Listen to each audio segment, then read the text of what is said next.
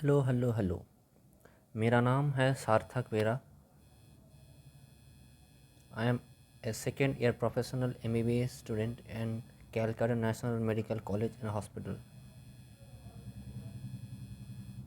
Second year MBBS student.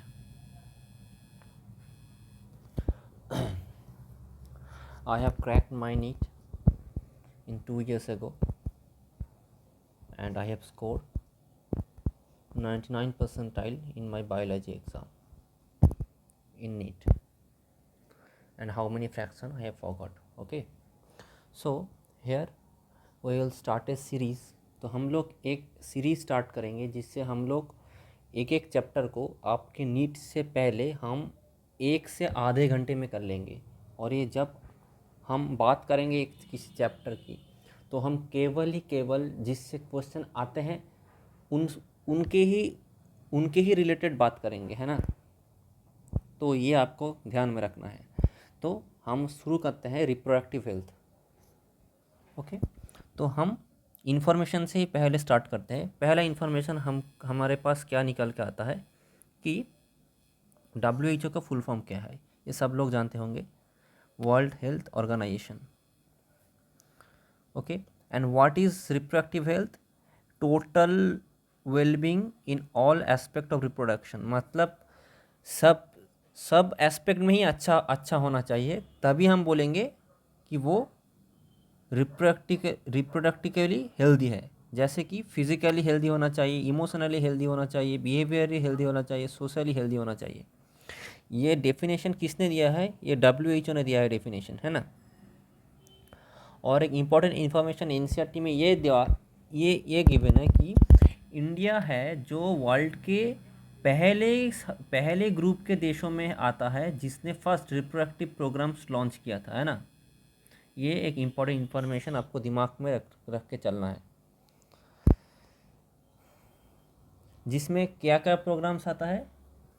Family planning आता है, और ये फैमिली प्लानिंग का प्रोग्राम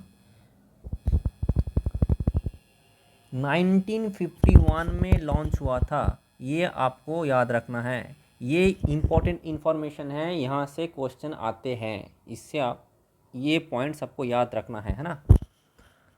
और यहाँ पे क्या क्या इम्पोर्टेंट इन्फॉर्मेशन है ये देखिए। और एक प्रोग्राम देखिए, reproductive and child health care programme, ठीक है ना। RCH इसे कहते हैं, इसका फुल फॉर्म आ सकता है। और ये जो भाषा है यहाँ पर, ये आपको पढ़ लेना है। ये कुछ ऐसा रॉकेट साइंस नहीं है, इससे क्वेश्चन आने की संभावना बहुत ही कम है ना। अच्छा, और ये सेक्सुअली ट्रांसमिटेड डिजीज़ बाद में है, हम पढ़ेंगे। और एड्स जो है ये सेक्सुअली ट्रांसमिटेड डिजीज़ में ही पड़ता है ना। ये NCERT में गिवन है, ऐसा नहीं कि एड्स सेक्सुअली STD नहीं होते, नहीं है, एड्स भी STD है, ये बाद में हम देखेंगे। अच्छा, ये जो एमिनो सिंथेसिस है, ये एमिनो सिंथेसिस का जो कॉन्सेप्ट है ये सबको शायद पता है ना। अगर सोचिए, अगर इंडिया जैसे एक डेवलपिंग कंट्री में अगर एक फीमेल चाइल्ड जन्म लेता है और एक मेल चाइल्ड जन्म लेता है, अगर गांव में सोसाइटी को पहले से ही पता चल जाए कि हाँ ये बच्ची ये फीमेल बच्ची जन्म लेगी, तो ये बहुत ही एक अनफॉर्चुनेट सिनेरियो है कि फीमेल बच्ची को वो एबॉर्शन करा लेती है ना। तो इसको रोकने के लिए एमिनो सिंथेसिस जो है, इस प्रक्रिया को हमने लिमिटेड कर दिया है कि कोई डॉक्टर एमिनो सिंथेसिस करने के बाद उस होने वाले बच्चे के फैमिली को ये नहीं बता सकता कि वो मेल है या फीमेल है, ये कतई नहीं बता सकता वो डॉक्टर एमिनो सिंथेसिस करने के लिए। और एमिनो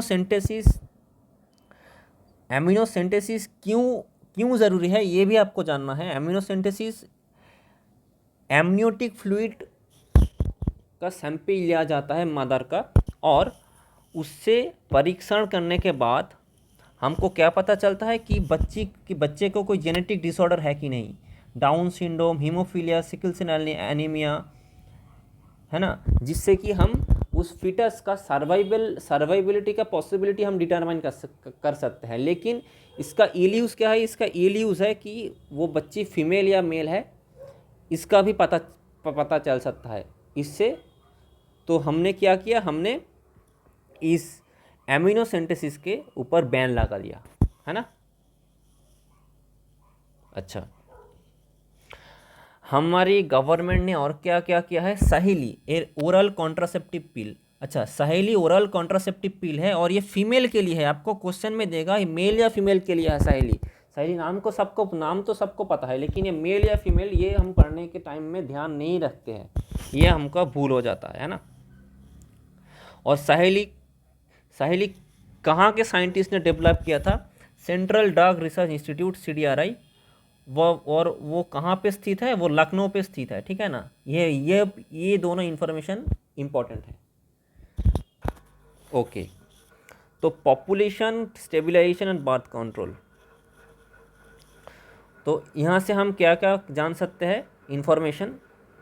वर्ल्ड पॉपुलेशन 1900 साल में, 1900 सदी में 2 बिलियन था। 2 बिलियन मतलब 200 करोड़, 200 करोड़, है ना। और 2000 साल में 6 बिलियन हो गया, और 2011 पे वो 7.2 बिलियन होगा। तो हम देख सकते हैं कि बहुत ही ज़्यादा बढ़ गया है। और ये फिगर्स आपको ध्यान में रखना है। मैंने जब नीट दिया था तब मुझे ये याद था, आपको भी ये याद करना पड़ेगा, है ना। चलिए, तो इसके बाद का इन्फॉर्मेशन हम देखते हैं। तो ड्यूरिंग द इंडिपेंडेंस इंडिया का पॉपुलेशन था 350 मिलियन, मतलब कि 35 करोड़। यहाँ पे हमने एक बहुत ही आसान कैलकुलेशन आपको दे दिया है। 1000 मतलब 1 के हम जानते हैं, और 1000 के पे 1 मिलियन होता है, और 1000 मिलियन पे 1 बिलियन होता है।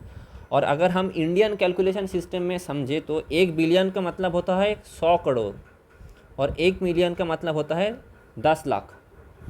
तो 350 मिलियन का मतलब है 35 करोड़। तो ड्यूरिंग इंडिपेंडेंस और पॉपुलेशन कितना था, 35 करोड़ था। और वो 1 बिलियन मतलब 100 करोड़ के रेखा को कब पार कर चुका था, ड्यूरिंग 2000। एंड 120 करोड़ यानी 1.2 बिलियन कब पहुंचे वो पहुंचा 2011 की मई महीने में। मई, आपको ऑप्शन में मई, जून, जुलाई अगर सब दे सकता है, आपको मई महीना याद रखना है ना। अच्छा, चलिए, तो और सामने चलते हैं। और रैपिड डिक्लाइन और फीटस का जो डेथ रेट है वो कम क्यों हो गया था हमारे टाइम में, क्यों हो गया था, क्योंकि मैटरनल मोर्टिलिटी रेट यानी कि मदर का जो मरने का रेट है वो बहुत कम हो गया था।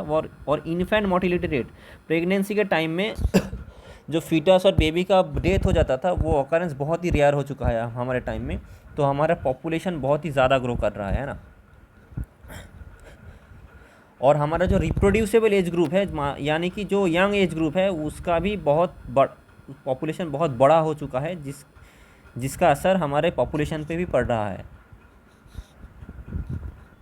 तो उसके बाद हम चलते हैं 2011 के सेंसस अनुसार हमारे पॉपुलेशन का ग्रोथ रेट था 2%, यानी कि 1000 में 20 लोग बढ़ेंगे पर ईयर। ये आपको देखकर बहुत ही कम लग रहा होगा, लेकिन ये वास्तविकता में कम नहीं है, क्योंकि अगर ये एक साल अगर 1000 हुआ तो उसके बाद उसका पॉपुलेशन होगा नेक्स्ट ईयर 1020, और 1020 का 2% हम करेंगे। तो ये अगर होता रहा तो ये आप देखेंगे कि बाद में बहुत ही बढ़ जाएगा ये पॉपुलेशन। आप कैलकुलेशन करके देख लेंगे, लेकिन ये ग्रोथ रेट बहुत ही अलार्मिंग है। अच्छा, ये लेस देन 2% है ना। आपको MCQ में दे सकता है मोर देन 2%, इक्वल टू 2% और ग्रेटर देन 2%। आपको याद रखना है लेस देन 2%, है ना। अच्छा, और ये तो सभी जानते हैं, हम दो हमारे दो, मतलब माता पिता और दोनों चाइल्ड, है ना। और मोस्ट वन चाइल्ड नॉर्म किसने लिया है, जो लोग सिटी में रहते हैं ना। और हमारे पॉपुलेशन कंट्रोल के लिए हमारा मेल जो मैरिजेबल एज ग्रुप है उसको हम बढ़ा के 18 ईयर्स को 21 ईयर्स में कन्वर्ट कर दिए हैं, क्योंकि ये बहुत ही ज़रूरी था हमारे पॉपुलेशन कंट्रोल के लिए। तो उसके बाद में हम देखते हैं ये जो पॉपुलेशन कंट्रोल है उसका एक मेजर उपाय है कॉन्ट्रासेप्टिव मेथड्स का। मतलब what is contraception and what is conception. Contraception means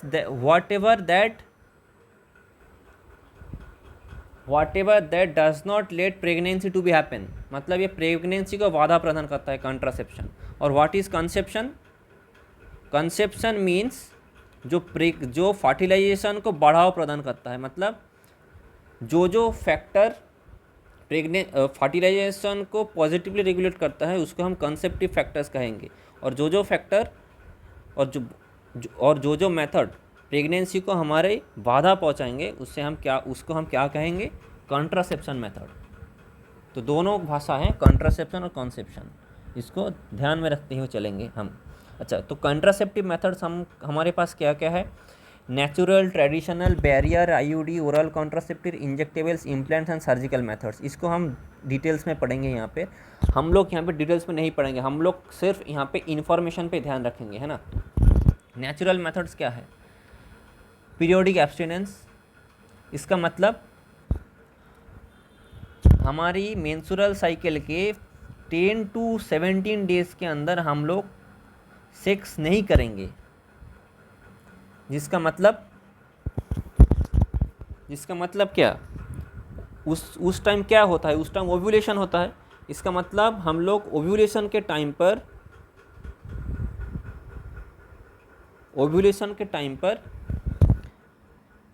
copulation हमारे रोक के रखेंगे, जिससे हमारा लाभ क्या होगा। ओव्यूलेशन अगर नहीं होगा उस टाइम तो हमारा प्रेगनेंसी का चांस भी उस टाइम नील है। लेकिन क्या है, इसका जो मेजर फॉल्ट है वो क्या है, वो है इसका फेलियर रेट बहुत ही ज़्यादा है। और इसका अच्छा गुण क्या है, इसका अच्छा गुण ये है कि इसका जो साइड इफ़ेक्ट है वो नहीं है ना। और क्या क्या नेचुरल मेथड पढ़ेंगे हम। विथड्रॉयल और क्वाइटस इंटरप्टस, इसका मतलब क्या है, मेल पार्टनर फीमेल के वेजाइना के अंदर एजाकुलेट करने से पहले अपना पेनिस अगर बाहर निकाल के एजाकुलेट कर दे, मतलब वेजाइना में एजाकुलेशन ना करें, तो उस मेथड का हम नाम देते हैं विथड्रॉल और क्वाइटस इंटरप्टस। लेकिन इसका भी सेम फंडा है, इसका फेलियर रेट बहुत ज़्यादा है, तो इसे हम यूज़ नहीं करते। और एक मेथड है जो नेचुरल मेथड है, जिसे हम कहते हैं लैक्टेशनल एमोनेरिया। ये लैक्टेशनल एमोनेरिया क्या है, प्रेगनेंसी के बाद में जब मदर बेबी को ब्रेस्ट फीडिंग करता है तो तब मदर जो है वो क्वाइटस करने के बाद भी प्रेग्नेंट नहीं होता। क्यों? क्योंकि तब मदर के शरीर में प्रोलैक्टिन हार्मोन खरण होता है। प्रोलैक्टिन जो जीएनआरएच को गोनाडोट्रोपिन रिलीजिंग हार्मोन को नेगेटिवली रेगुलेट करता है। अगर जीएनएच कम होगा तो क्या होगा, तो एलएच और एफएसएच भी कम होगा, है ना। अगर एलएच एफएसएच कम होगा तो उसके अंदर क्या होगा, तो ओव्यूलेशन भी नहीं होगा। अगर ओव्यूलेशन नहीं होगा तो क्या होगा, ओव्यूलेशन नहीं होगा तो प्रेगनेंसी का चांस भी नहीं है ना। पर ये मेथड जो लैक्टेशनल एमोनेरिया है ये highest 6 months of pregnancy 6 months of the parturition में ही यूज़ किया जा सकता है ना। मतलब बच्चा डिलीवर होने के बाद 6 महीने तक ही इसको हम प्रयोग कर सकते हैं। उसके बाद मदर जो है उसको प्रेग्नेंट होने की संभावना है। अच्छा, तो क्या है, इसके बाद बैरियर आता है। बैरियर क्या है, हम ओवम ऑफ स्पर्म को प्रिवेंट करेंगे, है ना, फिजिकली प्रिवेंट करेंगे। कैसे करेंगे, जैसे कि क्या क्या बैरियर आता है हमारे पास, मेल्स और फीमेल कॉन्डोम्स, ये सभी जानते होंगे। जो किससे निर्मित होते हैं, रबर और लैटेक्स शीट, ये याद में रख के चलेंगे हम। रबर और लैटेक्स शीट, ये आता है क्वेश्चन, रबर और लैटेक्स शीट, है ना। हम लोग एक पॉपुलर कॉन्डोम ब्रांड का क्या नाम रखे, क्या नाम जानेंगे, उसका नाम होगा हमारा निरोध। और ये किसके लिए है, ये मेल के लिए है, ठीक है ना, सहेली फीमेल के लिए था, ये मेल के लिए है। और कंडम का और एक अच्छा डायरेक्शन क्या है कि ये एसटीडी जो सेक्सुअली ट्रांसमिटेड डिजीज़ है उसको ये रोक के रखता है ना, उसके स्प्रेड नहीं होने देता। और क्या है, जो यूज़ करता है कंडम वो खुद ही कंडम रिमूव या पहन सकता है खुद ही, कोई मेडिकल प्रैक्टिशनर की ज़रूरत नहीं होता, तो ये उसको प्राइवेसी भी देता है। और क्या क्या होता है बैरियर पे, डायाफ्राम, सर्विकल कैप्स और वॉल्ट्स। अच्छा, डायाफ्राम, सर्विकल कैप्स और वॉल्ट ये फीमेल रिप्रोडक्टिव सिस्टम के लिए होता है, ये बैरियर्स है ना। ये क्या करता है, सर्विक्स का जो माउथ है उसको कवर कर देता है, जिससे स्पर्म अंदर एंट्री नहीं ले सकता कर सकता, जिससे प्रेगनेंसी नहीं होता है ना। तो उसके बाद हम क्या देखेंगे, ये जो डायाफ्राम, सर्विकल कैप्स और वॉल्ट है ये रीयूजेबल है, ये एक इम्पॉर्टेंट इन्फॉर्मेशन है। Diaphragm, cervical caps and vaults are reusable, और इसको हम स्पर्मिसाइडल जेलीस और क्रीम्स के साथ एक साथ यूज़ कर सकते हैं। स्पर्मिसाइडल क्रीम्स मतलब जो स्पर्म्स को नेस्ट कर देता है, ध्वंस कर देता है। स्पर्मिसाइडल मतलब स्पर्म को जो ख़त्म कर देता है सीधी भाषा में, है ना। उसके बाद क्या है, IUD, intra uterine devices. Intra uterine devices कितने तरह के होते हैं ये हमको याद रख के चलना है ना। क्या क्या होता है, नॉन मेडिकेटेड आईयूडीज जैसे कि Lippes loop, copper releasing IUD that means copper T, examples are copper T, CU7 multiload 375, और हार्मोन रिलीजिंग आईयूडी प्रोजेस्टासर्ट LNG20। ये आईयूडी क्या करता है, फैगोसाइटोसिस और स्पर्म्स को बढ़ाता है यूटेरस के अंदर, और जो कॉपर आयोन रिलीज होता है कॉपर रिलीजिंग आईयूडी में उसका फंक्शन क्या है, कॉपर आयोन स्पर्म मोटिलिटी को सप्रेस करता है और fertilising capacity of the sperms को घटा देता है, जिससे हमारा फर्टिलाइजेशन नहीं हो सकता है ना। जो मैंने यहाँ पे अंडरलाइन किया है, प्रत्येक लाइन बहुत ही इंपॉर्टेंट है नीट के लिए। आपको ये जो एग्जाम्पल्स है, non medicated IUD, copper releasing IUD, ये मैट्रिक्स मैच टाइप क्वेश्चन में आ सकता है, तो इससे आपको ध्यान में रखते हुए चलना है। ये क्वेश्चन आया भी था 2019 में। ये जो एग्जाम्पल्स है इसको मैट्रिक्स मैच कर दिया था। नॉन मेडिकेटेड आईयूडी उसका मैचिंग था LNG20, वो तो गलत हो गया। तो जो मैच करता है नॉन मेडिकेटेड आईयूडी जैसे कि लिपेस लूप, उससे ही आपको मैच करना पड़ेगा और ऑप्शन को टिक करना पड़ेगा, है ना।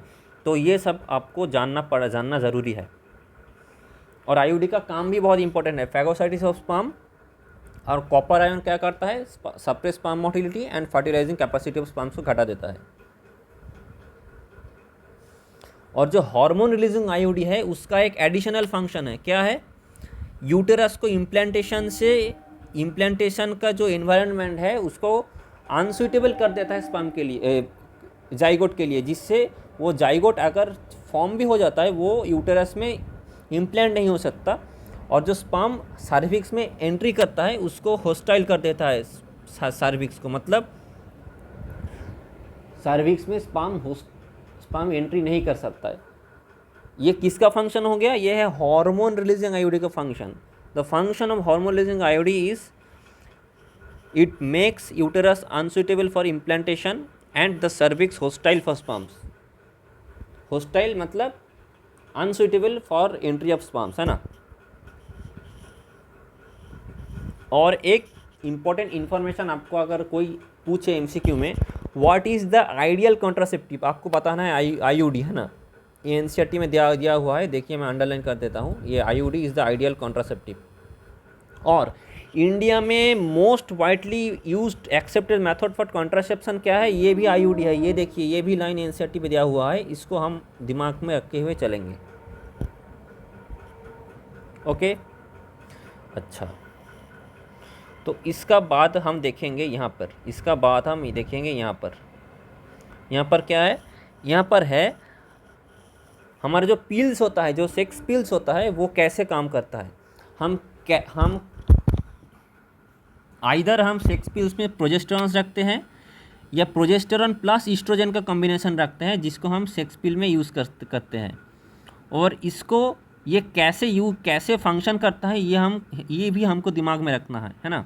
तो देखिए, अगर हम ईस्ट्रोजन सेक्स पिल में यूज़ करेंगे तो ईस्ट्रोजन यूटेरस का जो ग्रोथ है वो बढ़ा देगा। अगर आप सोचिए, अगर ये एक यूटेरस है, और ये सर्विक्स है, अगर हम ज़्यादा से ज़्यादा ईस्ट्रोजन दें तो सर्विक्स का वॉल ठीक हो जाएगा।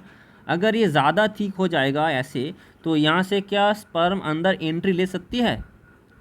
एंट्री स्पर्म का ब्लॉक हो जाएगा। तो ये है ईस्ट्रोजन का फंक्शन, जैसे कि ये स्पर्म को एंट्री ब्लॉक कर देता है सर्विक्स में। अच्छा, मतलब क्या? मतलब यूटेरस का जो म्यूकस है, सर्विक्स और यूटेरस का म्यूकस को ठीक कर देता है और स्पर्म एंट्री को वो रोक देता है। और प्रोजेस्टेरॉन कैसे एक्ट करता है ये भी हमको समझना है कि प्रोजेस्टेरॉन का लेवल अगर ब्लड में बढ़ गया, जो सेक्स पिल में यूज़ होता है, तो क्या होगा? वो नेगेटिव फीडबैक देगा जीएनआरएच को, मतलब कि गोनाडोट्रोपिन रिलीजिंग हार्मोन को, जिससे एफएसएच और एलएच का जो कंसंट्रेशन है ब्लड में घट जाएगा, जिससे ओव्यूलेशन नहीं होगा। अगर ओव्यूलेशन नहीं हुआ तो प्रेगनेंसी भी नहीं होगा, ये जाहिर सी बात है ना। तो बहुत ही सिंपल सा चीज़ है, आपको ये दिमाग में रखना है कि ईस्ट्रोजन और प्रोजेस्टेरॉन क्यों सेक्स पिल में प्रेगनेंसी इनहिबिट करने के लिए यूज़ होता है। अच्छा, तो यहाँ पे और क्या है? यहाँ पे दिया हुआ है जो सेक्स पिल होता है वो हम first 5 days of the menstruation में स्टार्ट कर देते हैं और 21 दिन के बाद हम 7 दिन के लिए उसे खाना छोड़ देते हैं। क्यों छोड़ देते हैं? अगर आप सोचिए, मेंस्ट्रुएशन के 5 दिन से पहले और 5 दिन से पहले और उस टाइम में अगर हम एक पिल खाना शुरू करें ईस्ट्रोजन प्रोजेस्टेरॉन, तो वो 21 दिन तक प्रेगनेंसी को रोक के रखेगा। लेकिन अगर 21 दिन के बाद तो मेंस्ट्रुएशन होना है, तो अगर वो मेंस्ट्रुएशन के टाइम पे हम वो पिल को अवॉइड कर देंगे तो during menstruation implantation can not happen. So we allow that 7 days to menstruate for females, and after 7 days again we continue the pill for 21 days, and it has to be repeated in this cycle that I have told. Okay. ये class उसके लिए ही है जिसने NCERT पढ़ रखा है, अच्छा हो नहीं लेकिन थोड़ा सा पढ़ रखा है। अगर आप पहली बार सुन रहे हो इससे तो आपका दिमाग हिल जाएगा, है ना। ये पहली बार के लिए नहीं है। This is for those students who are good in their studies और those who are scoring 450 400 for them who are scoring very low marks, then they have to be start from the scratch, not from this level. Okay, तो क्या है ये जो सहेली हमने बोला था, वो सहेली भी एक पिल होता है। वो एक नॉन स्टेरॉयडल कॉम्बिनेशन है, मतलब ये स्टेरॉयडल नहीं है, जिसको हम वंस इन ए वीक, मतलब एक वीक में एक बार ही खाते हैं, जिसका साइड इफ़ेक्ट बहुत ही कम है और उसका कॉन्ट्रासेप्टिव जो वैल्यू है बहुत हाई है। मतलब वो कॉन्सेप्शन में बहुत ही ज़्यादा बाधा प्रदान करता है, उसका कॉन्ट्रासेप्टिव वैल्यू बहुत ही हाई है। अच्छा, progesterone plus estrogen, progesterone plus estrogen combination can be used under the skin. How? As injection और इम्प्लांट्स का मतलब क्या है? स्किन के अंदर हम कोई चीज़ घुसा देंगे। ये देखिए इम्प्लांट्स, ये जो पिक्चर में दिया हुआ है, इसको हम स्किन के अंदर घुसा देंगे, जिससे क्या होगा? जिससे वो जो हार्मोन है इम्प्लांट्स पे वो धीरे धीरे ब्लड में रिलीज़ होगा। तो इसका फंक्शन भी पहले जैसा पिल्स के जैसा ही है। और इसका अच्छा गुण क्या है? इसका इफेक्टिव पीरियड जो है बहुत ही ज़्यादा होता है as compare to the pills. और जो ये प्रोजेस्टेरॉन और ईस्ट्रोजन का कॉम्बिनेशन है, अथवा जो प्रोजेस्टेरॉन अकेला ही है, वो 28 आवर्स ड्यूरिंग द क्वाइटस, मतलब अगर किसी ने अनप्रोटेक्टेड सेक्स किया है तो 3 दिन के अंदर, अथवा किसी अनफॉर्चुनेट इंसिडेंट के तहत अगर किसी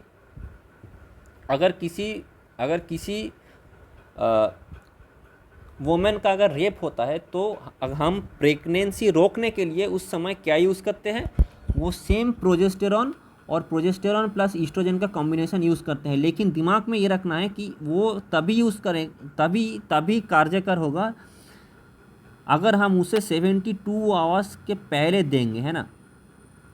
और एक क्या बात है, हम प्रोजेस्टेरोन ईस्ट्रोजन कॉम्बिनेशन नहीं भी यूज़ कर सकते हैं। अगर हम आईयूडी भी यूज़ करें तब भी हम इस प्रेगनेंसी को रोक सकते हैं, लेकिन वही एक शर्त है। क्या शर्त है? 72 आवर्स के पहले होना चाहिए, है ना। ओके। और क्या लास्ट का है, जो टर्मिनल मेथड होता है उससे हम क्या कहते हैं? स्टेरिलाइजेशन। मतलब क्या है, हम फीमेल में क्या करते हैं, ये देखिए, हम फीमेल में क्या करते हैं, ये जो फैलोपियन ट्यूब है इसको हम कट कर देते हैं और टाई कर देते हैं, जिससे हम क्या करते हैं? Tubectomy as this is occurring in Fallopian tube, so the name is tubectomy. And in case of males we cut and tie the vast difference like this, so that the sperm cannot travel in the forward direction, and in case of female the sperm and the ova cannot travel to meet. okay, ओवा इस तरफ नहीं आ सकता, sperm इस तरफ नहीं आ सकता, मतलब क्या हुआ? फर्टिलाइजेशन नहीं होगा। और मेल में स्पर्म इस तरफ नहीं आ सकता, मतलब जो सीमेन होगा उसमें स्पर्म नहीं होगा। तो इसका लाभ क्या है? ये टर्मिनल मेथड होता है। लेकिन अच्छा, और एक इन्फॉर्मेशन क्या है, इसको हम फीमेल में ट्यूबेक्टोमी कहते हैं, हमने बोल दिया, और मेल में कहते हैं वासेक्टोमी, क्योंकि ये जो हो रहा है ये वास्ट डिफरेंस पे हो रहा है ना। लेकिन इसका एक नेगेटिव इफेक्ट क्या है, इसका रिवर्सिबिलिटी वेरी पुअर है। मतलब अगर हम किसी को ट्यूबेक्टोमी और वैसेक्टोमी करने के बाद उसको अगर हम फिर से जोड़ने जाए तो वो जो पेशेंट है वो पहले जैसा हो जाएगा, इसका चांस बहुत ही कम है ना। मतलब अगर हमने एक बार वैसेक्टोमी कर दिया तो हम ये मान के चल सकते हैं कि वो परमानेंटली स्टेरिलाइज्ड हो गया। मतलब इसका रिवर्सिबिलिटी बहुत ही पुअर है। अच्छा, ये जो हमने डिस्कस किया है वेरियस टाइप ऑफ मेडिकेशंस और various type of IUD etcetera, progesterone estrogen जो पिल्स है, इसका नेगेटिव इफेक्ट भी है। क्या है? नोजिया। मतलब क्या? उल्टी होने के पहले जो फीलिंग आता है उसे नोजिया कहते हैं।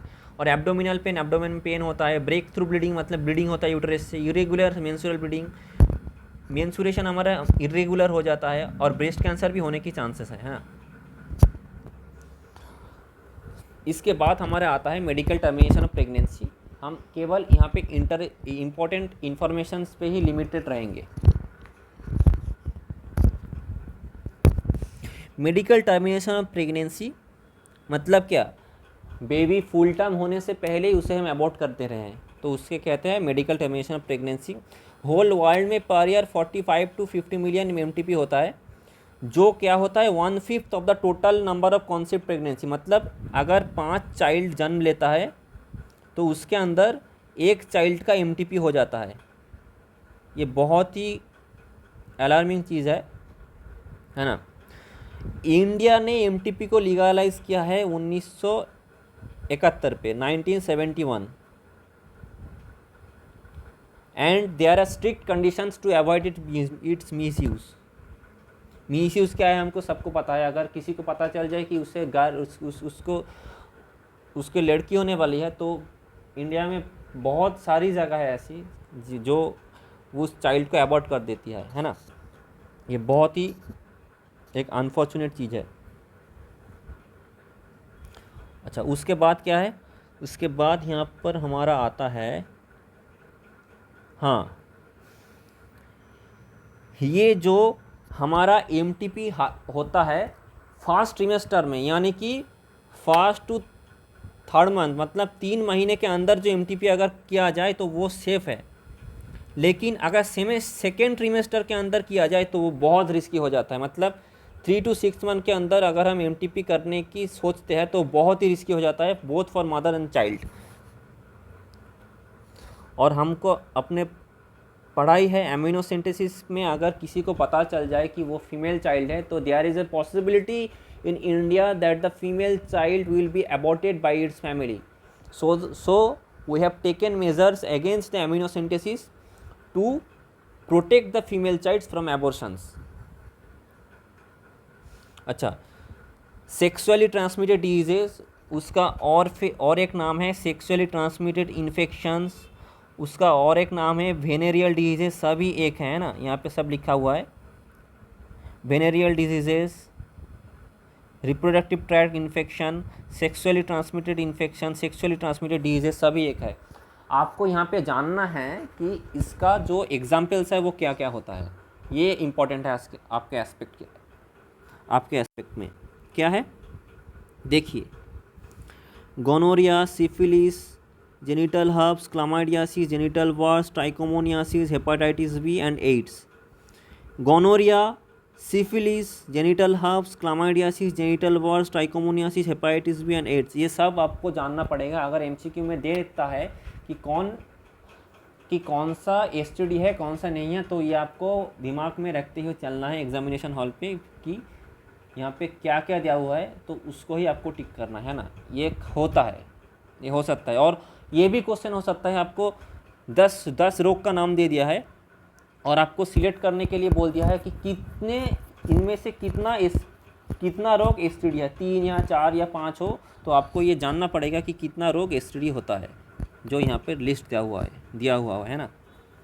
और HIV भी एसटीडी है, ये देखिए HIV, और जिससे एड्स होता है, HIV नहीं आप एड्स कहेंगे, ads acquired immuno deficiency syndrome, जो HIV वायरस के तहत होता है।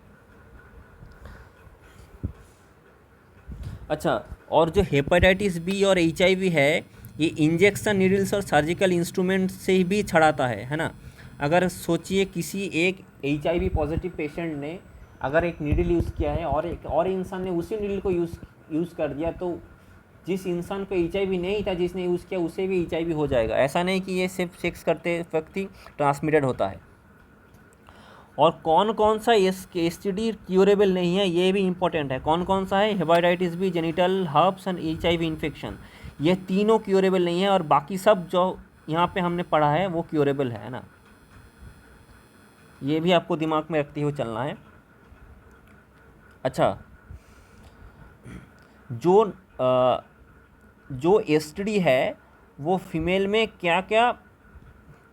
और मेल में क्या क्या कॉम्प्लिकेशंस पैदा करता है, उसको हम जानना पड़ेगा। क्या क्या होता है? इचिंग होता है, फ्लूइड डिस्चार्ज होता है, स्लाइट पेन होगा प्राइवेट पार्ट्स में, स्वेलिंग होगा जेनिटल रीजन में, ये सब जेनिटल रीजन में होगा। और क्या होगा? पेल्विक इन्फ्लामेटरी डिजीज़, ये एक डिजीज़ है, ये हम बाद में आप पढ़ेंगे। आप अब सिर्फ इस पर रट्टा मान लीजिए कि PID पेल्विक इन्फ्लामेटरी डिजीज़ होता है।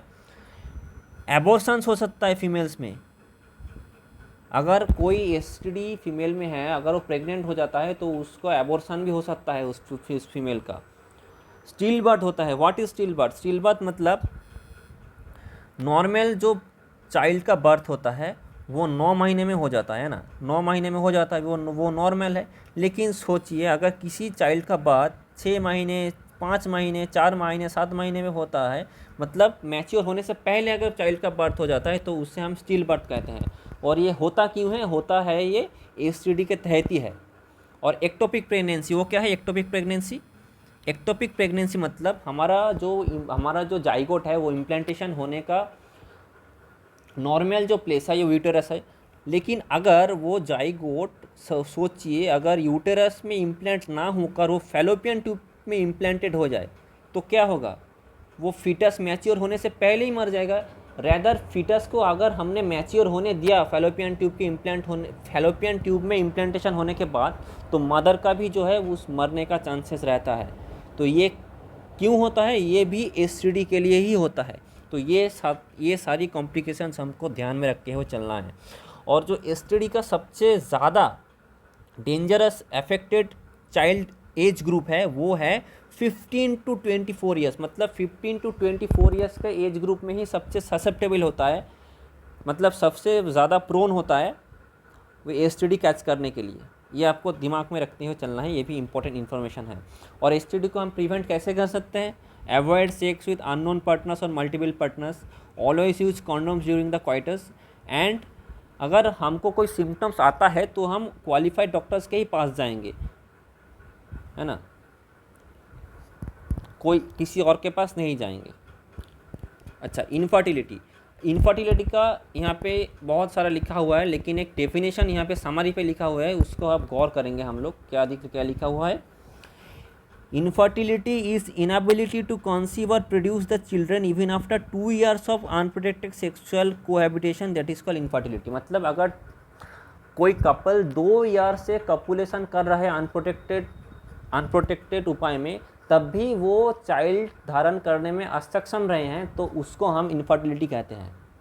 यह है डेफिनेशन। 2 ईयर, ये आपको याद रखना है, 2 years ऑफ अनप्रोटेक्टेड सेक्स, है ना। अच्छा, तो इसको हम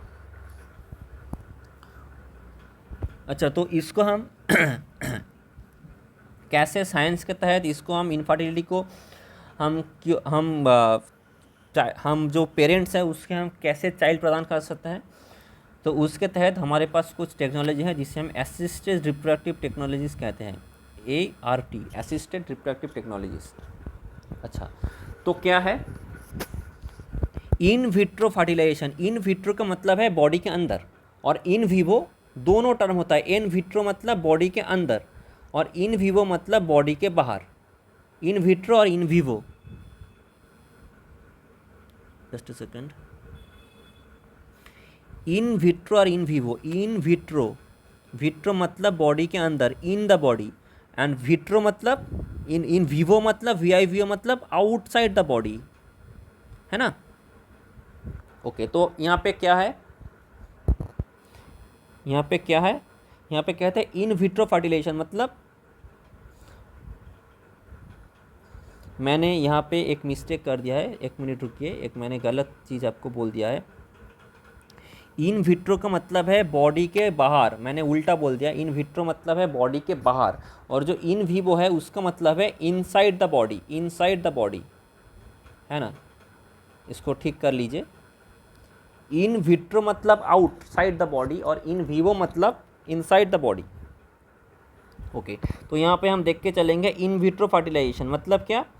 मतलब fertilization outside the body in almost similar conditions as in the body, followed by embryo transfer.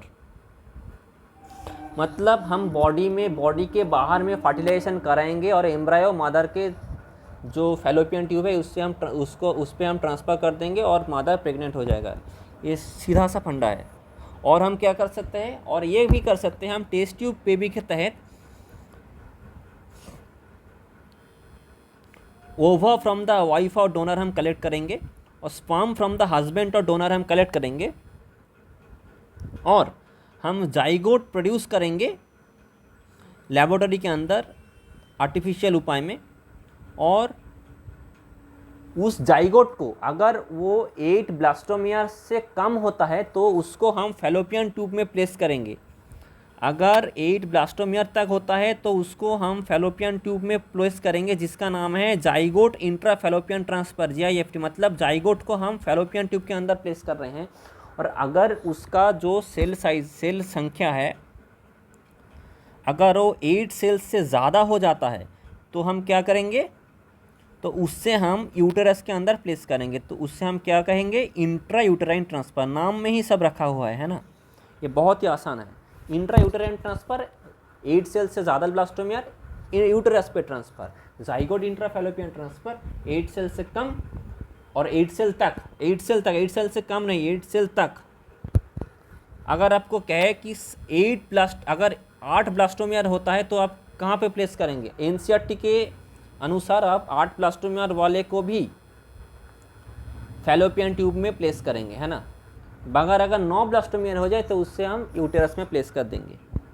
हो गया तो ये। और क्या क्या होता है, गैमेट इंट्रा फैलोपियन ट्रांसफ़र।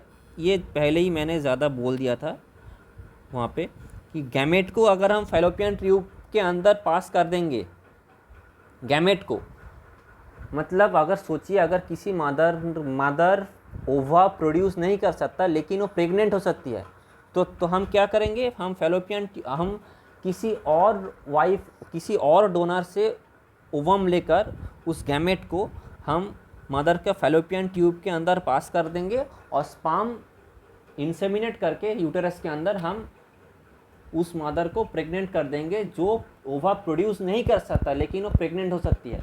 उसके बाद वो प्रेग्नेंट हो जाएगा, उसमें तो कोई प्रॉब्लम नहीं है, लेकिन वो ओवा प्रोड्यूस नहीं कर सकता है। उसको हम फिक्स कर देंगे कैसे, आर्टिफिशियली गैमेट को